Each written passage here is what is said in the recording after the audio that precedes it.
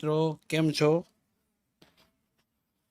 મજામાં? બધાને થોડું થોડું આછું આછું સંભળાતું હશે હું જે બોલું છું તે સંભળાય છે ને? હા, ઓકે ઓકે, સંભળાય છે.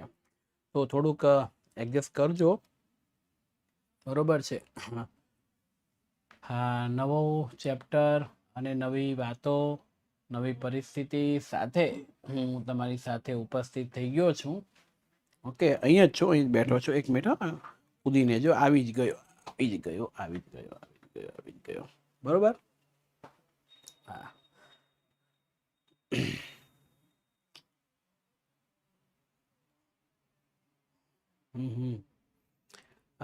સારું છે, પણ તેમ છતાં એ બોલવાનું અને પેઇન છે ને એ વધારે થયા કરે છે. અને આના આગળ જ 9મા ધોરણનો લેક્ચર પણ મેં પૂરો કર્યો અભી હાલ જ, અને 2 જ મિનિટનો રેસ્ટ લઈ અને ચાલુ કરીએ છીએ. એની પ્રકરણ નંબર 21 સામાજિક પરિવર્તન, ધોરણ 10માં આપણે ભણીએ છીએ. તમે જુઓ, પરિવર્તનની વાત કરશું. એટલે એક વાંદરમાંથી માણસ જ્યારે બને છે ત્યારે ક્યાં એક માણસ સામાન્ય ઝૂંપડા મકાનમાં રહેતો અને ત્યાંથી એ અવકાશી ઉડ્ડયન કરતો થઈ ગયો છે. બરોબર? આટલી બધી જે પરિસ્થિતિ છે એ અહીંયા આપણે શરૂ થઈ. આની પરિસ્થિતિમાંથી આગળ વધતા માણસ ક્યાં જાય છે એની વાત કરશું.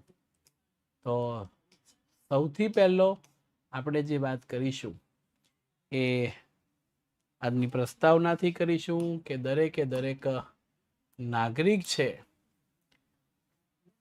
એને કાયદાની જરૂરિયાત શા માટે? આ માત્ર યાદ રાખવાનું, પરીક્ષામાં આવતું નથી પણ યાદ રાખીએ. કાયદાનું જ્ઞાન મને તમને શા માટે જરૂરી છે? તો મિત્રો, જો કાયદો આપણને ખબર હોય તો સામેવાળો કોઈ પણ અધિકારી કે વ્યક્તિ આપણને છેતરી શકતો નથી, આપણને હેરાન કરી શકતો નથી, કોઈ પણ રીતે આપણી સાથે અવ્યવહાર કરી શકતો નથી. એટલા માટે એની જરૂરિયાત છે. કોઈનો બર્થડે છે તો આપણે બધા વિશ કરી દઈએ. Happy birthday to you, happy birthday to you, happy birthday my dear students, happy birthday to you.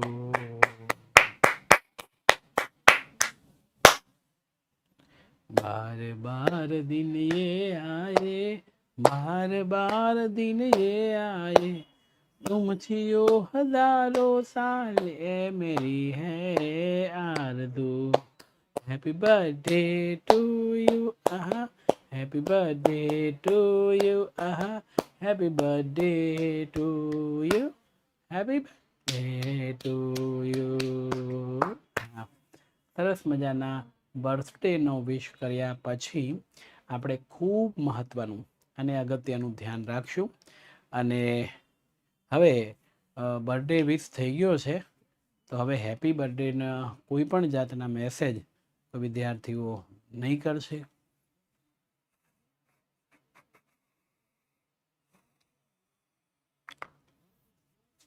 બરોબર? એટલે મારે ભણાવવાનું પણ થોડું વ્યવસ્થિત ચાલે અને વચ્ચે ડિસ્ટર્બન્સ પણ ન થાય. બરોબર છે? નીલમ શેલડિયા છે આપણી વચ્ચે?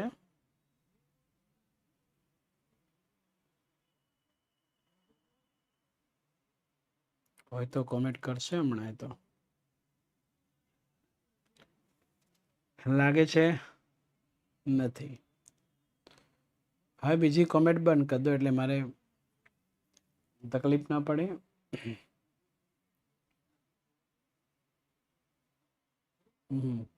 ચાલ, તો ઓનલી ફોર તમારે યાદ રાખવાનું છે કે કાયદાનું સામાન્ય જ્ઞાન અને તેની જરૂરિયાત. આપણા દેશમાં સાક્ષરતાનું પ્રમાણ કેવું છે? નીચું. ભણેલા લોકો ઓછા, એટલે બધાને નોલેજ કાયદાનું નથી. અને સામાન્ય રીતે રોજિંદા વ્યવહારમાં જરૂરી એવા નીતિ નિયમોની જાણકારીના અભાવના કારણોસર લોકોનું કાયદાઓનું સામાન્ય જ્ઞાન, સમજણ, જાણકારી ઘણી કેવી જોવા મળે છે? ઓછી. કાયદાઓનું સમજણ, કાયદાઓનું જ્ઞાન, કાયદાઓની જાણકારી ઓછી. એટલે લોકોને કાયદાની જાણકારી ન હોય ને એટલે કાયદાનું ઉલ્લંઘન કરે. ઉલ્લંઘન એટલે શું? એ બિચારા જાણતા અજાણતા ભૂલ કરે અને એનું પાલન ન કરે તો તેને સજા કે દંડમાંથી માફી નથી મળતી. હું એમ કહું કે ભાઈ ઇન્ડિયામાં ચોરી કરવી એ ગુનો છે સાહેબ, મને ખબર નથી, હવે હું ચોરી નહીં કરું, મને જવા દો સાહેબ, જવા દો please, I request for you, I છોડી દો, મને છોડી દો. તો એવું ચાલતું નથી. કાયદો કાયદો છે ભાઈ, કાનૂન કાનૂન છે. તેથી સામાન્ય રીતે પ્રત્યેક નાગરિકને કાયદાનું નોલેજ હોય, એની સમજણ હોય, થોડીક જાણકારી હોય ને, જો ભલે ઇન્ડિયા છે ને એના બધા જ કાયદા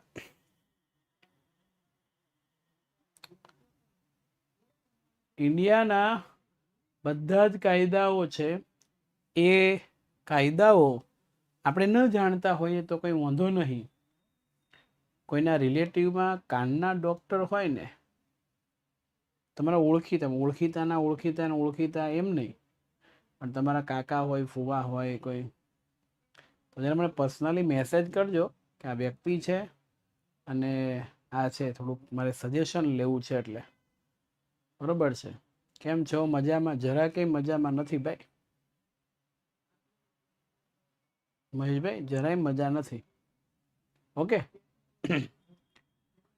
મને પર્સનલી મેસેજ કરજો. તો કાયદાની જાણકારી આપણને એટલા માટે અહીંયા જરૂરી છે. હવે જુઓ, કાયદાના સામાન્ય જ્ઞાનની જરૂરિયાત શા માટે? આ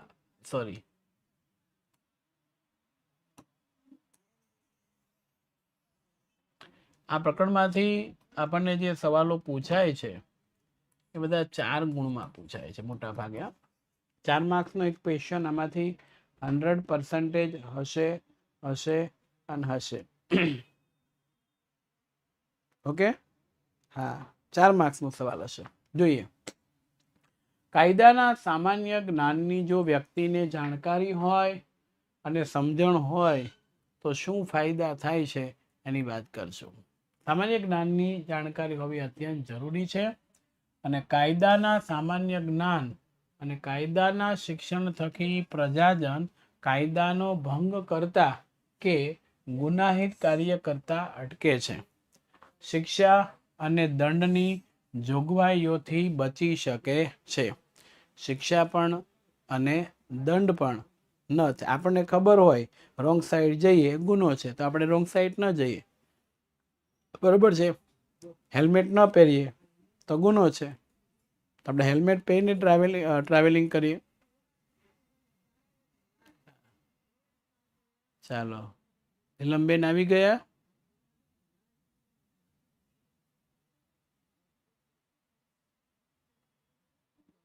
હા, આવી ગયા છે. ઓકે, ચાલો હવે ભણશે. સરસ.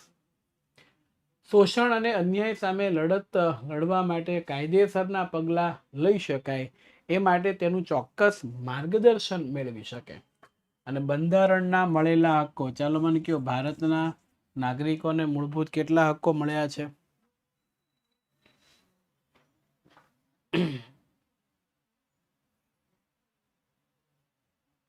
ઓકે, તો જે તમારા મામા ડૉક્ટર છે તો જરાક મને કહેશો, એનું ડિટેલ મને મોકલજો. સુરતમાં છે તો હું એમને ચોક્કસ મળી લઈશ. બરોબર, ચાલો. વ્યક્તિગત હિતોના રક્ષણ અર્થે અધિકારીઓને સારી રીતે આપણે મેળવી શકીએ અધિકારો એ માટે સંરક્ષણ અને ઉત્કર્ષ અર્થે, ઉત્કર્ષ એટલે એના વિકાસ, એટલે સંરક્ષણ એટલે આપણે પોતાની જાતે રક્ષણ કરી શકીએ તે, અને ઉત્કર્ષ એટલે આપણો પોતાનો વિકાસ થાય એ અર્થે બનાવાયેલી વિવિધ પ્રકારની કાયદાકીય જોગવાઈઓથી તે માહિતગાર બને. માહિતગાર બનવું એટલે એને ચોક્કસ માહિતી મળવી જોઈએ. સમાજ, રાજ્ય અને રાષ્ટ્ર પ્રત્યે એની શું વધે છે? વફાદારી વધે છે. બરોબર છે. રેડી? એટલે આપણી વફાદારી વધે. આપણને ખબર પડે કે આવું કરવું એ ગુનો છે, તો આપણે રાજ્ય પ્રત્યે વફાદાર રહીએ. વારસાની જાળવણી વાળા 7મા પાઠમાં પહેલા પાઠમાં જોઈ ગયા કે કાયદાની કલમ બંધારણમાં 51 ક એની 6 જ ને ટ. 9મા ધોરણમાં તમને નાગરિકોની મૂળભૂત ફરજો ભણાવતા. શા માટે ભણાવતા? કે આપણે રાષ્ટ્ર પ્રત્યે વફાદાર થઈએ અને આપણે મહત્વ સમજીએ એટલા માટે. બીજું, સમાજના જવાબદાર નાગરિક તરીકે આપણને જે હક મળ્યા છે, આપણને જે અધિકારો મળ્યા છે, એનાથી વંચિત ન રહે તે માટે સામાન્ય નાગરિક તરીકેની ફરજો અદા કરી શકે. તેમાં અદા કરવી એટલે નિભાવી શકે. વંચિત એટલે કે એને એ ન મળે. બરોબર છે. શૈક્ષણિક અધિકાર છે, બરોબર, શૈક્ષણિક અધિકાર છે, હવે તમને નથી મળતો તો તમે વંચિત છો. ભારતના 32.84 લાખ કિલોમીટર વિસ્તારમાં ગમે ત્યાં આવજા કરવાનો તમને અધિકાર છે. નથી મળતો તમે વંચિત છો. બરોબર છે. હા, પેલું કાનમાં તકલીફ છે ને, ગઈકાલની થઈ છે એટલે અહીંયા બતાવે, પણ થોડુંક ઓળખીતા હોય થોડુંક વધારે ધ્યાન આપે ને એટલા માટે. કાયદાનું જ્ઞાન અને સમજથી પ્રત્યેક વ્યક્તિ, ખાસ જરા ધ્યાન રાખજો, કાયદાનું જ્ઞાન અને સમજથી પ્રત્યેક વ્યક્તિમાં પ્રતિષ્ઠા અને ગૌરવભર્યું જીવન જીવી શકે માટે કાયદાનું સામાન્ય જ્ઞાન અને જાણકારી કેવી છે? અત્યંત જરૂરી છે. કાયદાનું સામાન્ય જ્ઞાન અને જાણકારી અત્યંત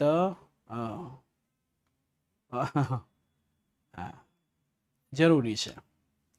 4 માર્ક્સમાં તમને પૂછાય તો આ 7 મુદ્દાઓ છે જે તમારા પ્રશ્નનો જવાબ છે કે વ્યક્તિને કાયદાના સામાન્ય નોલેજની જરૂરિયાત શા માટે છે. નાગરિકોના અધિકારો 9મા ધોરણમાં ભણતા એ જો તમને કહી દઉં, સામાજિક પરિસ્થિતિઓ વચ્ચે કોઈ પણ સામાન્ય વ્યક્તિ ને માનવ હક કે માનવ અધિકારો વિના પોતાનો વિકાસ સર્વોત્તમ રીતે કરી શકતા નથી. અને માનવ અધિકારો એ નાગરિકતાનું અનિવાર્ય લક્ષણ છે. જો પૂછાય છે નાગરિકતાનું અનિવાર્ય લક્ષણ કયું છે, તો કે માનવ અધિકારો એ નાગરિકતાનું અનિવાર્ય લક્ષણ છે. ઓબ્જેક્ટિવમાં પૂછાય. કેમ? તો કે મને પોતાનો ધંધો, બિઝનેસ, નોકરી કરવાનો અધિકાર ન હોય તો હું સારી રીતે કમાઈ ન શકું. કમાઈ ન શકું, નોકરી ધંધો થાય નહીં. તો મુદ્દો એ છે આપણે કરવું પડે. અધિકાર મળ્યો છે એટલા માટે. તમને શૈક્ષણિક અધિકાર ન હોય, તમે ભણી ન શકો. ભણી ન શકો તો તમારો વિકાસ થાય નહીં. તો એ રીતે અહીંયા આપણને આપ્યું છે. બીજું, સંયુક્ત રાષ્ટ્ર યુએનએ પોતાનું ઘોષણાપત્રક ચાર્ટર ઓફ રાઇટ, તમને આ એક પરીક્ષામાં પૂછાય છે, હું આના ઉપર બોક્સ કરી દઉં છું. ઓબ્જેક્ટિવ સવાલમાં આ એક પૂછાય છે, ચાર્ટર ઓફ રાઇટ શું છે? રાઇટ્સ એટલે નિયમો, ચાર્ટર ઓફ રાઇટ્સ એટલે બધાને લાગુ પડે તે. એમાં કોઈ પણ વ્યક્તિના જાતભાત વિના કેટલાક અધિકાર આપે. તમને પૂછે ચાર્ટર ઓફ રાઇટ શું છે? તો સંયુક્ત રાષ્ટ્ર યુએનએ તેમના માનવ હકના ઘોષણાપત્રકની અંદર જે નિયમો બનાવ્યા છે, એ ઘોષણાપત્રક છે, એને ચાર્ટર ઓફ રાઇટ્સ તરીકે ઓળખાય છે. રેડી? અનિવાર્ય એટલે આવશ્યકતા, જે જરૂરી છે એની વાત છે. એટલે કોઈ પણ જાતના ભેદભાવ વગર અધિકારો આપ્યા, સમાનતાના બધા. તે મુજબ વિશ્વના તમામ રાષ્ટ્રોએ પોતાના જે નાગરિકો છે એના અધિકારો સરળ અને સુગમતાથી એનો મિનિંગ થાય અતિ સારી રીતે પ્રાપ્ત થાય એવા પ્રયત્ન કરવા એમ જણાવવામાં આવ્યું છે. અને ભારતીય બંધારણમાં લોકતંત્રની સ્થાપના માટે પ્રત્યેક નાગરિકને કોઈ પણ જાતના ભેદભાવ વિના 6 મૂળભૂત અધિકાર આપ્યા છે. આ ધ્યાન રાખજો, પ્રત્યેક નાગરિકને કોઈ પણ જાતના ભેદભાવ વિના 6 અધિકારો આપ્યા. 9માં આપણે ભણ્યા હતા તે. અને જે 6 અધિકારો છે, હા જુઓ કયા કયા 6 અધિકારો છે જરાક મને કહેજો. સૌથી પહેલું આપણને જે આપ્યું છે સમાનતાનો અધિકાર. આ 2 ગુણમાં પૂછે. ભારતના નાગરિકોને કેટલા અધિકારો આપ્યા, કયા કયા? પહેલો એ. બીજો કયો? ત્રીજો? ચોથો? પાંચમો? અને છઠ્ઠો. થઈ ગયો? કેટલા અધિકારો મળ્યા? 6. સમાનતાનો અધિકાર, સ્વતંત્રતાનો અધિકાર, શોષણ વિરોધી અધિકાર, ધાર્મિક સ્વતંત્રતાનો અધિકાર, સાંસ્કૃતિક અને શૈક્ષણિક અધિકાર, બંધારણીય ઇલાજનો અધિકાર. રેડી? આ અધિકાર અને ફરજ આપણે 9માં ભણી ગયા ને, બસ તે છે. એમાં બંધારણીય ઇલાજનો હક બંધારણના આત્મા સમાન છે. આ વિધાન 2 ગુણમાં આપણને પૂછાય. કેમ બંધારણીય ઇલાજનો હક બંધારણના આત્મા સમાન છે? તો 5 અધિકારો, થોડુંક બેક જાવ એટલે તમને ખ્યાલ આવશે. થોડું ઓહો, જુસ્સામાં મળે વધારે બોલાય છે ને એટલે અહીંયા પેન ભૂલાય જાય. આમાં પણ એમ થાય છે.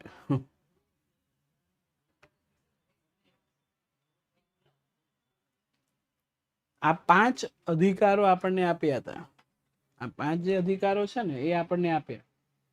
હવે 5 અધિકારો પૂરા થઈ ગયા પછી કીધું કે આમાંથી કોઈ અધિકાર ભોગવવા દેવામાં ન આવે, કોઈ વ્યક્તિને હેરાન કરવામાં આવે તો શું થાય? તો કે આ બિચારો ક્યાં જાય? એટલે ડૉક્ટર બાબા સાહેબ આંબેડકરે એવું કીધું કે એક 6ઠ્ઠો અધિકાર રાખે. કોઈ પણ પ્રકારની નુકસાની જાય ને એ તરત જ કોર્ટ કચેરીમાં જઈ શકે. કોર્ટ કચેરીમાં જઈ શકે,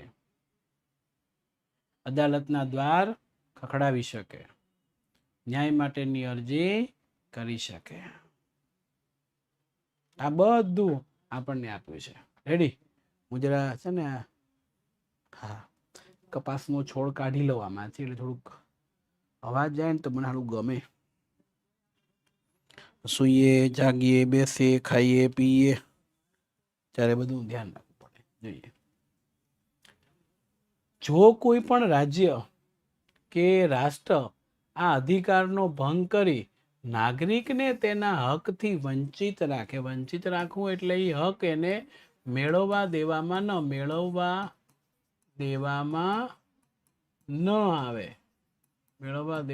ન આવે, તો એવો પ્રયત્ન કરે તો નાગરિક તેના બંધારણીય હકના રક્ષણ માટે, ન્યાય મેળવવા માટે પ્રયત્ન કરવો. પ્રયત્ન એટલે કેસ કરવાનો હોય છે. અદાલતમાં જઈ આપણે કેસ કરીએ.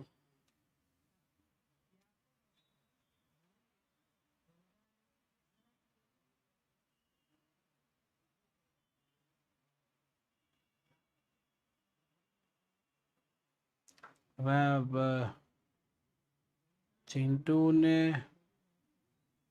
બધા ભેગા થયા લ્યા. તો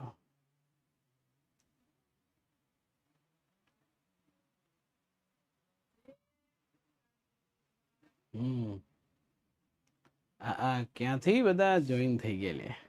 હેલો વિદ્યા કોની નવી વિદ્યાર્થી શોખ થોડીક વિજાપુરની જાણકારી આપો. શું શોખ છે? અને ભાઈ આમાં હું જાણકારી શોકની આપવાની?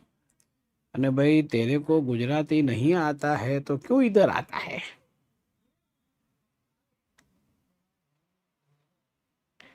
तुमको गुजराती नहीं आता है तो तुम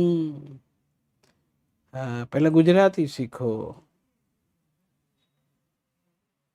હા હું કદું કહીશ એટલે આવું થાય.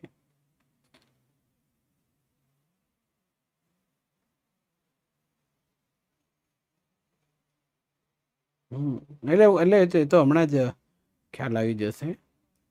બરોબર, ચાલો.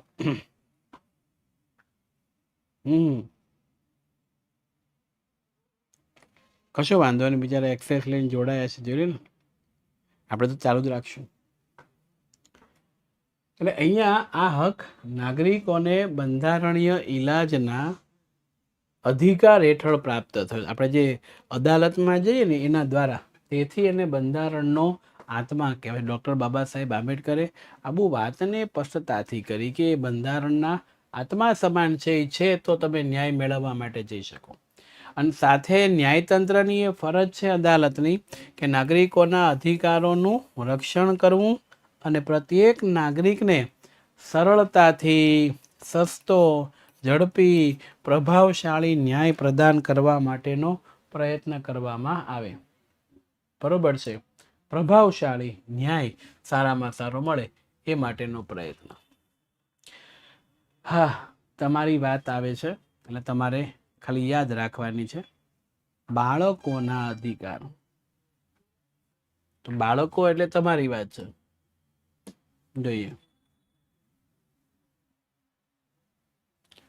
આપણા સમાજમાં સૌથી વધારે અસુરક્ષિત વર્ગ બાળકો છે. જ્યાં પૂછાય મારે વાત, આપણા સમાજમાં સૌથી વધારે અસુરક્ષિત વર્ગ કોણ છે? બાળકો.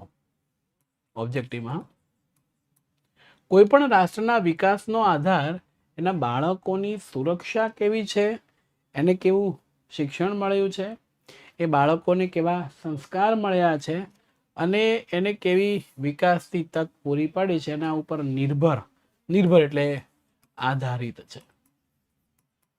જે દેશમાં શિક્ષણ સારું ન હોય, બાળકોને ભણવાની ઉંમરે યુદ્ધ, આતંકવાદ કેમ કરવો એવું શીખવાડવામાં આવતા હોય તો એ દેશનું કોઈ ભવિષ્ય નથી, ત્યાંના બાળકોનું કોઈ ભવિષ્ય નથી. તો ઘનશ્યામ ઘનશ્યામ ઘનશ્યામ ઘનશ્યામ.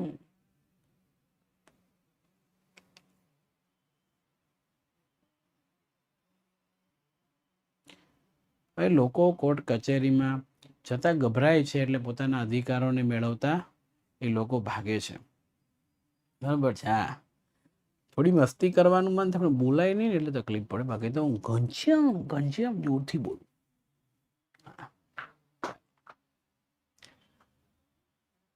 જો બાળકો શિક્ષિત, એ 3 વસ્તુ છે. શિક્ષિત એટલે ભણેલા હશે, રક્ષિત એટલે બાળકોની સુરક્ષા થતી હોય, અને સંસ્કારોથી દીક્ષિત, દીક્ષિત એટલે પ્રાપ્ત કર્યા, સંસ્કાર પ્રાપ્ત કર્યા હશે, તો એ સારો નાગરિક બનીને કુટુંબ, સમાજ, રાષ્ટ્રના વિકાસમાં યથાશક્તિ યોગદાન આપી શકશે. અને રાષ્ટ્ર માટે આવા નાગરિકો આશીર્વાદરૂપ થશે. ભણેલો બાળક હશે તો એ આગળ જઈ શકશે બાળ વિકાસનું, બાળ કલ્યાણ સાધવા માટેનું, અને એ સામાજિક વિકાસની પૂર્વ શરત છે. જો હું તમને કહી દઉં, બાળ વિકાસ અને બાળ કલ્યાણ સાધવું એટલે મેળવવું એ જ સામાજિક વિકાસની પૂર્વ શરત. પૂર્વ એટલે પહેલી શરત એ છે બાળ વિકાસ અને બાળ કલ્યાણ સાધવું. જો બાળકો રાષ્ટ્રની સંપત્તિ રૂપ હોય, આપણી કોઈ પ્રોપર્ટી હોય, મકાન હોય, જમીન હોય, ઘરેણા હોય, ગાડી હોય, કેવું સાચવીએ, એમ આજના બાળકો એ આવતીકાલનું ભવિષ્ય છે.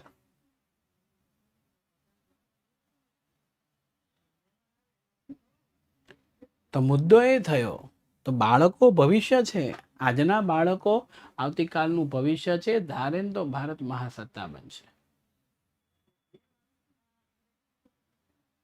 બરોબર છે. આ તો મતલબ શું છે?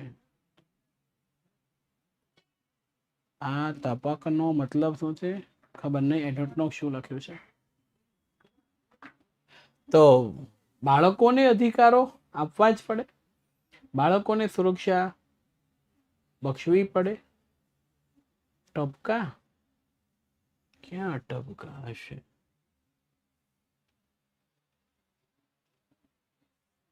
ઓકે, ચલો ધ્યાન રાખો.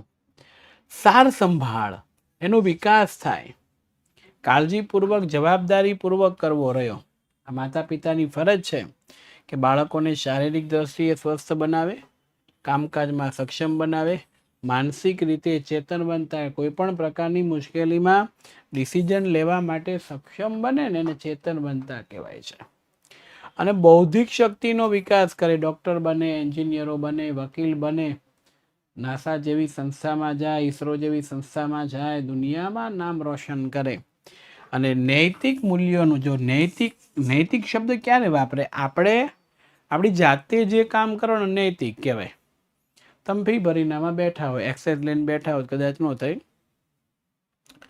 તો મુદ્દો એ છે કે ભાઈ બધા લોકો નૈતિક ફરજ છે કે વ્યવસ્થિત રીતે ભણવું. અમે પગાર લેતા હોય તો અમારી નૈતિક ફરજ છે કે તમને વ્યવસ્થિત રીતે ભણાવવા. તો નૈતિક મૂલ્યને સંવર્ધન એટલે આપણી નીતિમત્તા છે ને એની આપણે જાળવણી કરી અને એના દ્વારા સ્વસ્થ, સમજદાર અને જવાબદાર નાગરિક બને તે જોવાની આપણી કેવી ફરજ છે? પ્રાથમિક ફરજ છે. આ સૌથી પહેલા આપણે જોશું. અને હવે મારે જે બાળ અધિકારો આપ્યા છે ને એ લેવાનું છે. રેડી? જોઈએ. 4 માર્ક્સની અંદર પૂછી શકાતો અગત્યનો પ્રશ્ન શરૂ થાય છે. હવે કોઈ ખોટી કોમેન્ટ ન કરે અને કોઈ કોમેન્ટ કરે છે તો એના જવાબ આપીને ખોટી કોમેન્ટ ન કરે. આ જવાબ આપો એટલે વધારે કોમેન્ટ થાય. અને પેલો છે ને વધારે છંછેડા એટલે પાછળ જોયું મેં કોમેન્ટ કરી એટલે પાછળ ચલો હું કોમેન્ટ કરું. તો આવા લોકો કે જેને થોડુંક માઇન્ડ ઓછું છે એ લોકોને આપણે અવગણીએ અને બાકીના ભણવામાં ધ્યાન આપીએ. બરોબર? બધા એક સરખા નથી હોતા કે સમજી શકે. ઘણા એક્સેસ લઈને આવ્યા હોય તો એ પોતે કોમેન્ટ કરતા હોય. ઘણા રેગ્યુલર કોમેન્ટ કરે. કેમ? તો કે પેરેન્ટ્સ બાજુમાં બેઠા હોય કંઈક તો કરવું કે નહીં. પેરેન્ટ્સને થવું જ નહીં, દીકરો ભણે છે એટલે. આપણે ખોટી કોમેન્ટ કોઈ નહીં કરશું. કોઈ કોમેન્ટ કરે તો જવાબ નહીં આપશું. 4 માર્ક્સનો અગત્યનો સવાલ શરૂ થાય છે.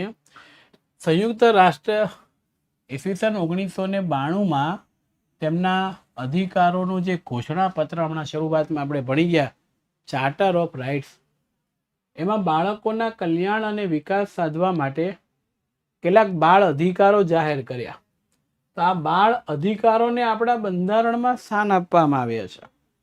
અને એ સ્થાન આપીને વ્યવહાર માટે ખરેખર ચરિતાર્થ કરવામાં આવ્યા છે જે નીચે મુજબ છે.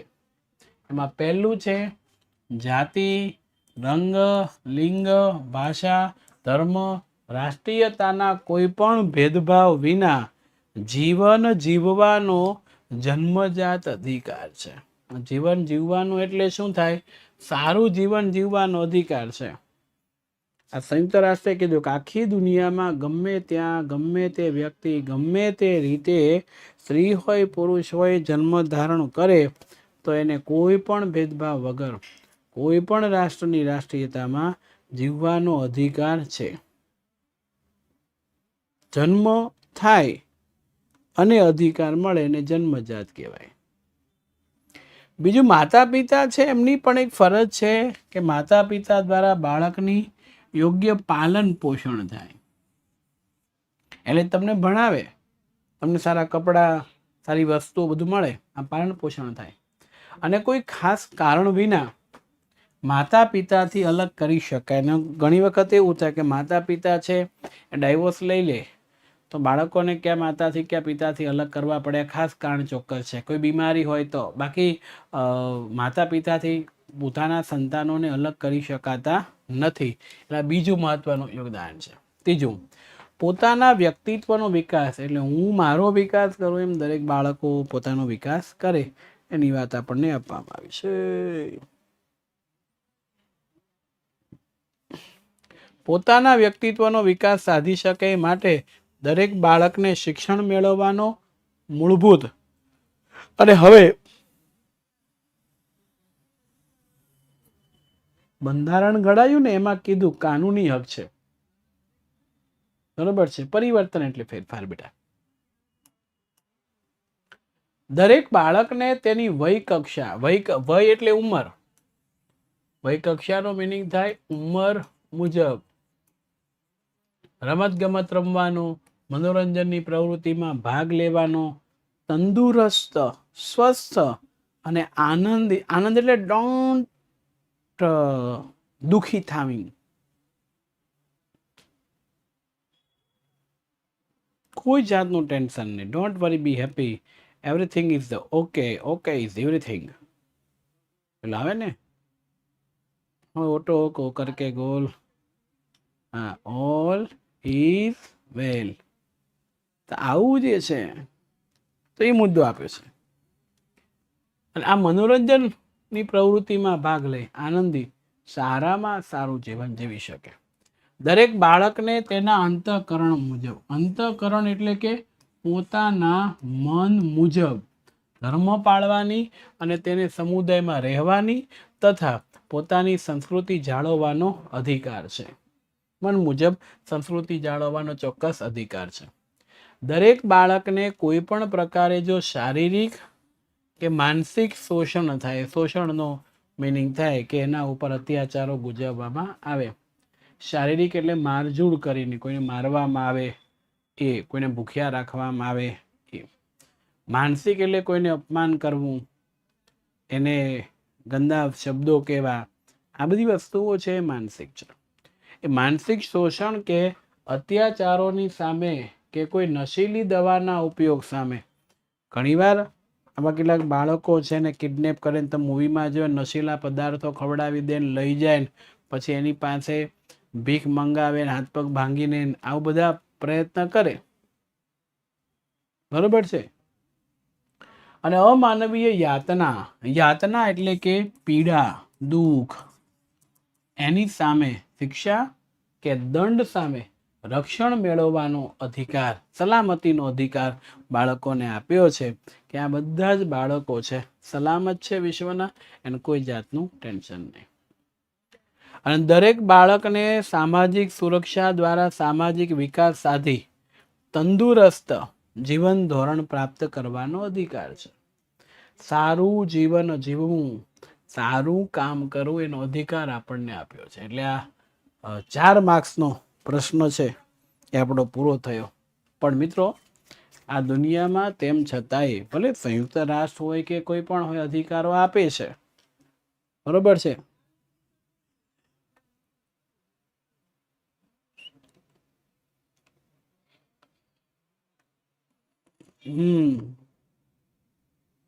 જન્મોત્સવ પાઠ છે. ઓકે, હા સરસ, ચલો ખ્યાલ તો છે. માણસની સાથે જે કામ ન કરવું પડે ખરાબ, એ અમાનવીય કહેવાય.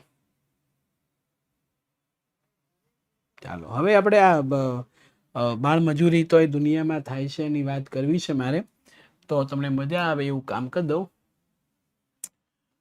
બાળકનું શોષણ કે અત્યાચાર, અને ફેરવીને પૂછાય તેમ પૂછાય, બાળ શોષણ કે અત્યાચાર સમજાવો. 2 ગુણમાં પૂછાય. ઘણી વાર જે 4 માર્ક્સના ક્વેશ્ચન છે ને એમાં અ અને બ એમ 2 પૂછાય, 2 માર્ક્સમાં. તો ટોટલ એના 4 થતા હોય છે, એટલે ખાસ જરા ધ્યાન રાખજો. રેડી? ચાલો. તો બાળ અત્યાચાર કે એટલે શું, બાળ શોષણ એટલે શું, એની સામે રક્ષણ. બાળક ખૂબ સંવેદનશીલ હોય છે. જો બાળ અત્યાચાર કોને કહેવાય અને એની સામે રક્ષણ કેમ આપવું, એ બાળક છે ને એ સંવેદનશીલ હોય છે. સંવેદનશીલ એટલે એમને થોડું કંઈ કહો ને, 2, 3, 5, 7 વર્ષનું બાળક હોય તો અમારી વાત નથી થતી, તમે બધું સમજો છો. તો એ બાળક સંવેદનશીલ હોય, થોડુંક કહો તો એ અનુકૂળ, પેલું શું કહેવાય, અનુકરણ કરવા મળે, બરોબર છે. બીજાની સામે પોતાનું અનુકરણ ખાસ કરવા મળે. અને સાથે સાથે બિચારું ગભરાઈ જાય, બહુ ધમકાવો કંઈ કહો તો બધા ગભરાઈ જાય. એને તો ખાવ આપણું આ શું કરતા હશે, નાજુક. યસ યસ, બાળક બગીચાનું ફૂલ છે, જેમ ફૂલ કરમાઈ જાય એમાં છે. અને શિક્ષક એનું માળી છે, એવું ઉછેર કરે ને એ મજબૂરીના કારણે આ વસ્તુ છે.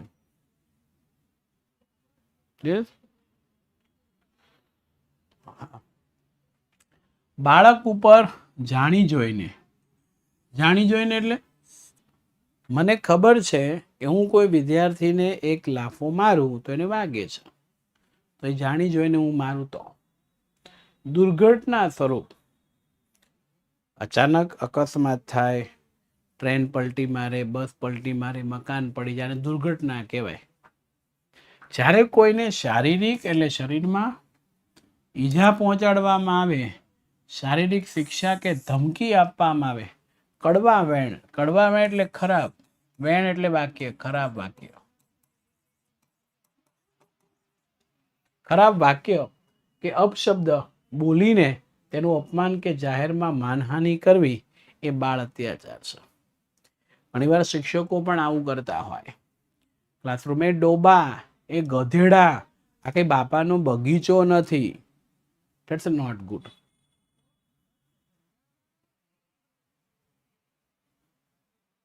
બરોબર, આ બાળકો ઉપર અત્યાચાર છે. હેડી સ્કૂલમાં મારે તે ગુનો નથી. એ તો સોટી વાગે સમસમને વિદ્યા આવે ધમધમ, એ તો રાઈટ છે. પણ વાંક વગરનું તમને પેલું કરે એને અત્યાચાર કહેવાય, શોષણ કર્યું કહેવાય. હું ક્યારેય મારી શાળામાં ઓફલાઈન કેટલા બધા ક્લાસ ભણાવું, કોઈ દિવસ કોઈને ડોબો કેવું ન કહું. ઘણા બધા કોઈને આપવા માટે વિશ્લેષણો, ઉપનામો ઘણા બધા હોય. કોઈ આમ તેમ થતો હોય, વ્યવસ્થિત ન રહેતો હોય, કોઈ સત્ય ન બોલતો હોય, કોઈ ભાઈ હરિચંદ્ર સીધું બોલ, તો એમ થાય ખાલું હરિચંદ્ર રાજા છે, સત્યવાદી હતા ને આપણે ખોટું બોલીએ છીએ, સાહેબ સામે નથી બોલવું. હા, વધારે મારે તો લાગે. ચાલો, એ રીતે આખું એમનું આયોજન થાય કે જેના કારણોસર વિદ્યાર્થીને નહોતા. હવે અહીંયા જુઓ, જાતીય સતામણી અને યૌન શોષણ.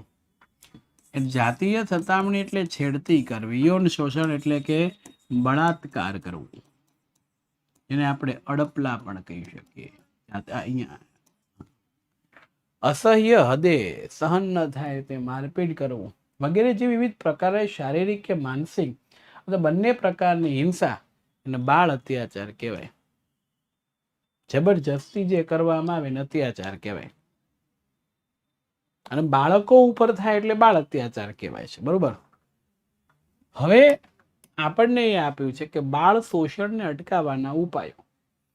2 ગુણમાં પૂછાય. આપણી સરકાર જે છે બિચારી કાયદા તો કરે છે. તો પહેલું, જ્યારે આપણે બાળકના વર્તન વ્યવહારથી કે શારીરિક ઈજાના ચિહ્નોથી માહિતગાર થઈએ. માહિતગાર થવું એટલે કે આપણને ખબર પડે. આમ તો આ પ્રશ્નો વડીલો માટે છે. કોઈ માતા પિતા અત્યારે જોતા હોય ને ભણતા હોય તો એ પ્રશ્નોને ખાસ સમજજો. ખાસ તો તમારા માટે છે. કોઈના પેરેન્ટ્સ સાંભળતા હોય એવું? ઓકે, હા. તો કોઈ પણ બાળકો સાથે સમાજમાં, સ્કૂલોમાં, વિદ્યાર્થીઓ વચ્ચે કોઈ એવી પરિસ્થિતિ ઊભી થાય ને ઝઘડો થાય અને તમને ખબર પડે તો પહેલું તો કે સમયસર તબીબી સારવાર એટલે કે ડૉક્ટર છે એમની પાસે લઈ જવા. ઘણી વખત આપણે તો પાછું ઊંધું છે હાળું. વિકસિત દેશો કરતાં વિકાસશીલ દેશોમાં ઊંધો રિવાજ. બાળક રસ્તે જતું હોય ને પડી ગયું હોય, ઘરે આવીને ખબર પડે પડ્યું છે, વાગ્યો છે, કપડાં ફાટી ગયા છે, પહેલાં તો મમ્મી કે પપ્પા કોઈ હાજર હોત એક મૂકે, પછી પૂછે કેમ કરતા થયું. તો પડી ગયા તો પડી ગયા. હા, વધારે મારે એવું છે એટલે એને સાઈડમાં મૂકીને આ જરા જોવું. એક જમાનો હતો આપણી વખતનો, પેરેન્ટ્સ સાંભળે છે એટલે કહું છું કે એ વખતે ગામ કે શહેરની બહાર આપણે કશે જતા નહીં, આપણને દુનિયાની ખબર નહોતી. બળાત્કારના કિસ્સાઓ એટલા બધા નહોતા, છેડતીના નહોતા. આપણે ડ્રગ્સ કે કોઈ વ્યસન તરફ ખબર નહીં પડતી આપણને. ઘર છોડીને આપણે જતા નહીં, આત્મહત્યાનો વિચાર નહીં આવતો. આ બધું ક્યાંથી આવ્યું? ટીવી, સિરિયલો, મનોરંજન, ઇન્ટરનેટની દુનિયામાંથી. બરોબર. અને એના કારણોસર શું થયું કે આ બાળકો ઉપર અત્યાચારો વધ્યા છે. ક્યાંક ને ક્યાંક આવું થાય છે. એટલે પહેલું તો તમે જાણો. બીજું, સામાન્ય રીતે કોઈ બાળક છે એ કોઈ શોષણનો ભોગ બન્યો છે, શારીરિક કે માનસિક, કે કોઈને ભય, ધમકી કે શરમ સંકોચના કારણે, કે સમાજમાં પ્રતિષ્ઠા ભંગ થાય એટલે કે આપણી ઇજ્જત ઓછી થઈ જાય એવા ડરને કારણે આ ઘટનાની જાણ માતા પિતાને કરતા સંકોચ કે ખચકાટ, સંકોચ અને ખચકાટ અનુભવો એટલે કે શરમ લાગે અને માહિતી છુપાવે.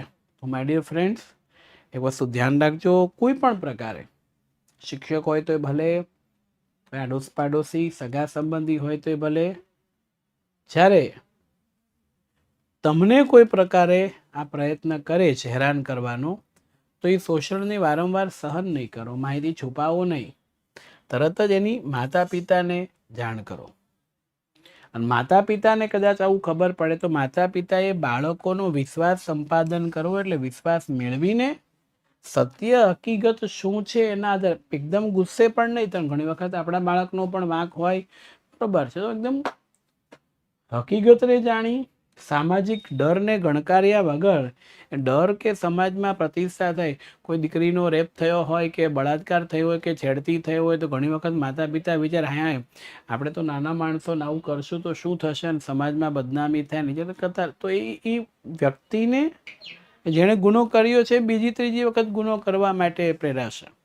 તો એની જગ્યા ઉપર જવાબદારને સજા મળે, સત્વરે તાત્કાલિક કાનૂની રાહે એટલે કાનૂન નિયમને આધીન પગલાં ભરવા જોઈએ. બીજું, આવા શોષણ કે અત્યાચારોનો ભોગ બનેલા બાળકો પ્રત્યે સમાજમાં મિત્રો દ્વારા ધૃણા, તિરસ્કાર, અવગણના, ધૃણા, તિરસ્કાર, અવગણના એને કહેવાય અપમાન, બરાબર, એવું અપમાન કર્યા વિના એમના પ્રત્યે હૂંફ, એમના પ્રત્યે પ્રેમ અને આપણી સંવેદના એટલે લાગણીઓ છે એ આપણે પ્રગટ કરવી જોઈએ. અને એવી સહાનુભૂતિ એને પાઠવવી જોઈએ કે ભાઈ ડોન્ટ વરી, બી હેપી, અમે તમારી સાથે છીએ, બરોબર છે, અમે તમારી સાથે છે. ગણકાર્યું એટલે કે ધ્યાન રાખ્યા વગર. તો અહીંયા મુદ્દો એ છે કે બધાની ફરજ છે, તો માતા પિતાએ પણ એ ધ્યાન રાખવું. હવે બાળ મજૂરી શું છે? આ 9માં આપણે ભણતા 14 વર્ષથી નીચેની ઉંમરના કોઈ પણ બાળકો હોય એને તમે કામે રાખી શકો નહીં. જો કામે રાખો તો એને બાળ મજૂર કહેવાય. રેડી? તો આ બાળ મજૂરી વિશેની વાત આપી છે. તમે જુઓ, એક ફોટોગ્રાફ્સ હું તમને બતાવું, તમને ખ્યાલ આવે કે કેવા કેવા નાના નાના બાળકો છે, બિચારા ભણવાની ઉંમરે કામકાજ કરતા હોય, પોતાની મજબૂરીના કારણોસર. તો આવો જાણીએ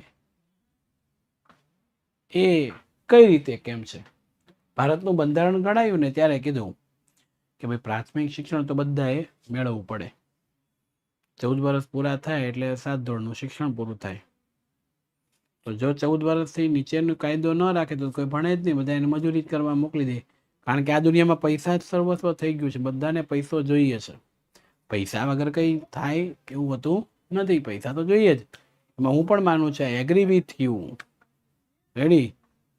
તો એ મુદ્દો અહીંયા આપણને આપ્યો છે કે એક બાળ મજૂર છે, એમની વ્યથા શું છે, એમની વેદના શું છે, એ કઈ રીતે કામ કરે છે ને એ આપણે ખાસ જોવું છે. રેડી? એટલે બાળ મજૂરી વિશેની વાત આપણે લેવાની છે. કોને કહેવાય, કઈ રીતના કહેવાય છે તે થોડુંક આપણે ચર્ચા કરીએ એટલે તમને મજા આવશે. જો,